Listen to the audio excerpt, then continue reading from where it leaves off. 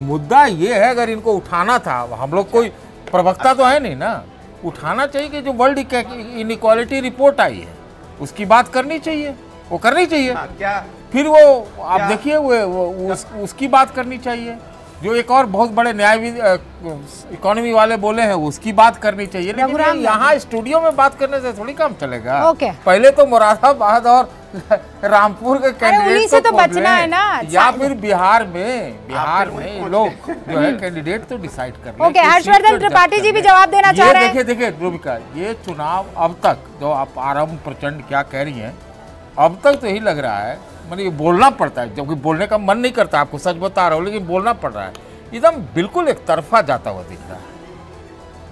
अब बताइए, और सतीश के सिंह को अभी आप, मुझे लगता है बीजेपी के सर्टिफिकेट दे देंगे, सो आप घबराएंगे भी नहीं भदौरिया जी, मुझे मालूम है। अजय आलोक जी, मुझे क्योंकि 1% लोगों के पास 40% की संपत्ति देश की हो, जी मैं अब ये फिर बोलने लगा, 1% लोगों के पास हर्षवर्धन त्रिपाठी जी को भी बोलना है, सुबोध जी को भी बोलना है। हाँ अजय जी, ये पूरे डिबेट में खाली इनका फालतू का प्रवचन सुनने के लिए हम लोग बैठे हुए, क्या रूबिका जी? आप इनको मौका पे मौका दिए जा रही है। तो बताओ ना, जिसको डेट टू जीडीपी रेशियो के बारे में कुछ पता ही नहीं है, वो इकोनॉमी की बात सिखा रहा है। और आपको बताता हूँ रूबिका जी, भैंस के आगे बीन बनाने का कोई फायदा नहीं होता है, हम लोगों ने छोड़ दिया है। हम जान गए इनको समझा के बुझा के कोई फर्क नहीं पड़ने वाला है, ये उसी दिशा में जाएंगे। इन्होंने एक पट्टी लगाई है घोड़े की तरह, सीधा ही जाना है, परिवारवाद के रास्ते पे जाना है, भ्रष्टाचार ही करना है। ये संपत्ति घटने बढ़ने की बात कर रहे थे, ये 8 साल से सत्ता में नहीं है उत्तर प्रदेश की, संपत्ति घट गई है, क्योंकि आप जवाब घट गई है। ये इस तरह से बोलने से क्या मतलब है? मतलब जनता का अनुराग जी प्लीज, आपको मैंने बहुत मौका दे दिया, सबने सही बात है, मैंने किसी और को मौका नहीं दिया, आपको दिया है। अब मैं आखिरी टाइम, प्लीज हटाइए। अनुराग जी अब हो गया, मैंने बहुत मौका दे दिया आपको, enough is enough, enough is enough. Ajay Alok, enough is enough. Ajay Alok, हमारा सिंपल मतलब है ये सब मत कीजिए, नहीं चलेगा, enough is enough, keep quiet. हाँ, हम डेवलपमेंट के मुद्दे पे जा रहे हैं, हम विकासशील भारत को विकसित भारत में कैसे बनाना है, ये प्रधानमंत्री जी का मिशन है, हम इसको लेके जा रहे हैं। इसमें हमने क्या क्या किया है, क्या क्या करेंगे, हमने अपना 10 साल का रोड मैप जनता के सामने रखा है, चाहे वो किसी फील्ड में हो, किसी फील्ड में, चाहे वो स्पेस टेक्नोलॉजी हो, चाहे वो इंफ्रास्ट्रक्चर का मामला हो, चाहे वो टेली कम्युनिकेशन हो, हर चीज, चाहे वो डिफेंस एक्सपोर्ट्स हो, हर चीज में एक समृद्ध भारत कैसे बनाना है, वो विजन लेके हम जनता के पास जा रहे हैं। जनता हमारी बात सुन रही है। अच्छा, ये हमारी समस्या नहीं है कि इनके नेता इतने महान लोग हैं। हाँ, बिल्कुल ओके। अजय जी एक सेकंड, त्रिपाठी जी ऐसा होता हुआ दिख रहा है? नहीं, एक सेकंड त्रिपाठी जी, एक सेकंड। सुबोध जी हमने तय कर लिया है एजेंडा। अजय भाई जो बोल रहे हैं, हाँ उसका जवाब दीजिए। देखिए अजय भाई जो बोल रहे हैं, मुझे लगता है कि ये तार्किक बातें नहीं कर रहे हैं। आपको पता होगा कि गरीबी और अमीरी में खाई पट गई है। स्टैनले का रिपोर्ट 2013 और 14 का रिपोर्ट है, और मॉर्गन का भी रिपोर्ट है कि भाई आने वाले दिनों में भारत तीसरी बड़ी इकोनॉमी होगी, क्योंकि डेमोक्रेटिक डिविडेंड यहाँ पे मिलेगा।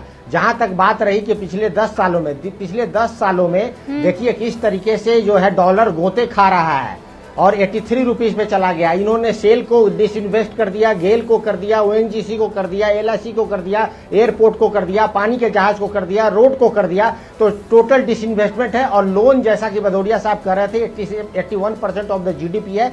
GDP का साइज बढ़ा है, लेकिन आप देखिए सिर्फ 5% लोगों के पास इस देश में जो है 95% एसेट है। तो ये इनइक्वालिटी बढ़ा है मैडम, और 80 करोड़ जनता को 5 अनाज दे रहे हैं ये। तो इससे ही पता चलता है कि हमारा डेवलपमेंटल मॉडल क्या है। जो बात कर रहे हैं अजय आलोक भाई जी, इनइक्वालिटी की बात कर रहे हैं ना, GDP बढ़ी है, लेकिन डबल कर देंगे, MSP क्यों नहीं किया? इनइक्वालिटी भी बढ़ी है। 2 करोड़ का वादा किया था अजय आलोक जी ने, नौकरी कहाँ गई? 20 करोड़ नौकरी होनी चाहिए अभी तक। नौकरी, सुबोध जी आप कह रहे हैं नौकरी, इनइक्वालिटी, ठीक है। माधवानंद जी जवाब दीजिए। रूबिका जी देखिए, अगर आप अनुराग भदौरिया से अगर आप अर्थशास्त्र की बात करेंगे तो स्वाभाविक है कुतर्क ही वो करेंगे।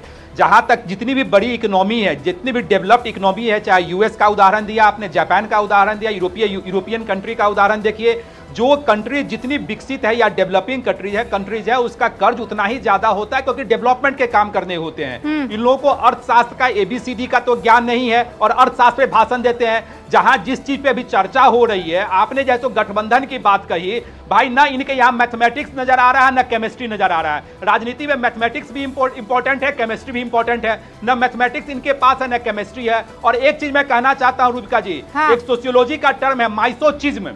आलोक भाई जानते होंगे माइसोचिज्म मान होता है स्वपीड़न रति, यानी ये फ्यूज्ड बल्ब में भी अगर अपने आप को अगर खुशी पा रहे हैं तो इन लोगों की महानता है। इन लोगों के पास कुछ नहीं बचा है रूबिका जी, भारतवर्ष की जनता अजय आलोक कुछ कहना चाह रहे हैं सर? मैं डिबेट के आखिरी हिस्से में पहुंच रही हूं। ओके अजय आलोक,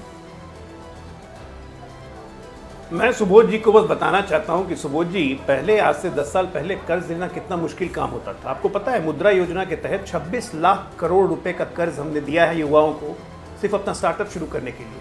1.5 लाख से ज्यादा स्टार्टअप खुल चुके हैं। ये स्टार्टअप देश के 600 डिस्ट्रिक्ट्स में से हैं। और ये जो 26 लाख करोड़ में है ना, इसमें 8 लाख करोड़ जो है, याद रखिएगा, फिर से फिगर दे रहा हूँ, 8 करोड़ नए बिजनेसमैन हैं जो युवा हैं। तो क्या आपको लगता है कि इन सबसे युवाओं आज देश में नौकरी देने लायक नहीं हुआ है? PM स्वनिधि योजना से कितनी महिलाओं को बेनिफिट हुआ है? अभी जो हाल में शुरू किया था प्रधानमंत्री जी ने, प्रधानमंत्री ड्रोन योजना, जो सेल्फ हेल्प ग्रुप में है, तो ये सब तो इकोनॉमी को बूस्टर इंडेक्स है।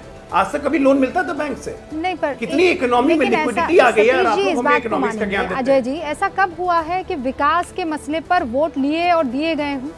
ऐसा कब हुआ है? क्या इस बार ये होता हुआ दिख रहा है? संक्षेप में सतीश जी और उसके बाद हर्षवर्धन त्रिपाठी जी। नहीं, किस तरह से कौन मुद्दा पेश करता है, कोई भी मुद्दा को मुद्दा बनाया जा सकता है और कोई भी बड़ा से बड़ा मुद्दा नहीं बन पाता है। आप इसको इस तरह से लीजिए, विकास हो, बेईमानी हो, भ्रष्टाचार हो, गुंडागर्दी हो, कुछ भी हो, कोई भी इशू बना जाता है। लेकिन यहाँ तो अभी इशू ये बन रहा है ना कि विपक्षी गठबंधन कितना मजबूत हुआ, कितना बना, कौन कौन बाहर गए, किनका सीट एडजस्टमेंट हुआ, नहीं हुआ। किसी भी बात पे आप मुद्दे पर बात ही कहाँ हो पा रही है? बात तो झगड़े पर हो रही है। ओके, मुद्दा यही ना भाई, कांग्रेस ने 5 गारंटियां दी हैं। हाँ, लास्ट आप जानती हैं, कोई जानता है यहाँ पे कि 5 गारंटी क्या है? नहीं, कोई नहीं जानता। सच है। हर्षवर्धन त्रिपाठी जी, संक्षेप में सर। रूबिका जी, मुझे लगता है कि सिर्फ डेवलपमेंट पर चुनाव न जीता जा सकता है, न सिर्फ डेवलपमेंट पर वोट होता है। बहुत से मुद्दे होते हैं, लेकिन हाँ, पिछले कुछ वर्षों में डेवलपमेंट देश के मतदाताओं के दिमाग में कहीं न कहीं कुछ चिपका है।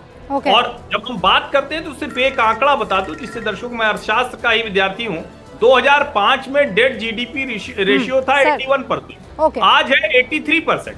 तो ऐसा कोई बहुत फर्क नहीं। और जब आपकी प्रोडक्टिविटी बेहतर हो, आपके आसपास सड़क बनती दिखती है, आपके आसपास रेलवे स्टेशन बेहतर होता दिखता है, क्या वो वोटों में तब्दील होगा? आप कह रहे हैं दिख रहा है, लेकिन क्या वो वोटों में तब्दील होगा? और क्या विपक्ष उस वोट को अपनी तरफ आकर्षित कर पाएगा? ये बड़ा सवाल है। लेकिन वो तब होगा जब आपस में भिड़ना छोड़ेंगे। आज के पोल का सवाल क्या था? आज पोल हमने किस सवाल पर किया था? आखिरी वक्त में प्रत्याशियों को लेकर विपक्ष में असमंजस क्यों है? 81% ये कह रहे हैं कि देखिए तालमेल की कमी है। 15% कह रहे हैं महत्वाकांक्षा। गूंज में आज के लिए बस इतना ही। आप देखते रहिए न्यूज़ 18 इंडिया।